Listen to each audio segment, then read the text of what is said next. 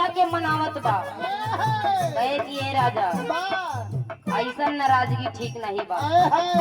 उ दुल्हन मनावत बा, राजा हो तो ही कैसे मनाई, राजा हो तो ही कैसे मनाई, राजा हो तो ही कैसे मनाई। अरे रतियई में हमारे ना लागे अंधार, राजा हो रतियई में हमारे ना लागे अंधाई, दुल्हा हो तो ही कैसे मनाई, दुल्हा हो तो ही कैसे मनाई, दुल्हा हो तो ही राजा हो तो ही कैसे मनाई, राजा हो तो ही कैसे मुआई, राजा हो तो ही कैसे मुआई। काहे भैया काहे मुआवे पे लगा हुआ उ राजा के? अरे एक नाई कहत थी मनावे की बात करते ही, अगर तू मुआई देबो तो के लड़का लड़का कहाँ जाइयो कि मेरा रू कहाँ जाई भाई। बीते बल पनवा हो आई गई जवानी, बीते बल पनवा हो आई गई जवानी, बीते बल पनवा हो आई गई जवानी। अरे रही रही के रही रही के रही रही के ये मोर मुंड सताई,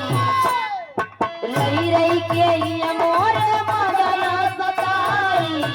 दुल्हा हो तो ही कैसे मनाई, दुल्हा हो तो ही कैसे मनाई, दुल्हा हो तो ही कैसे मनाई, कैसे मनाई हो कैसे मनाई, दुल्हा हो तो ही कैसे मनाई, दुल्हा हो तो ही कैसे मनाई। दुल्हन कहा दिबा, मैं ससुराल नहीं जाऊंगी, मैं ससुराल नहीं जाऊंगी, टोली रख दो कहारो, मैं ससुराल नहीं जाऊंगी, टोली रख दो कहारो, मैं ससुराल नहीं जाऊंगी, टोली रख दो कहारो। स्वर्गीय जनाब हैदर अली गुरु जी गाया करते थे, मोरी झुलनी पे मरी गए, मोरी झुलनी पे मरी गए, लाखों जवान मोरी झुलनी पे मरी गए, लाखों जवान मोरी झुलनी पे मरी गए, लाखों जवान लाखों जवान लाखों जवान लाखों जवान लाखों जवान मोरी झुलनी पे मरी गए, लाखों जवान मोरी झुलनी पे मरी गए, लाखों जवान।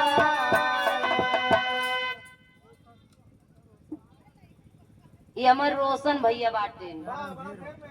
हाँ ई जान लिया कि इनकर फोन बेचारू के जब ही लगावा तबे बेचारू उठाए ले, कहा प्रियंका कहाँ ले पहुंची हो,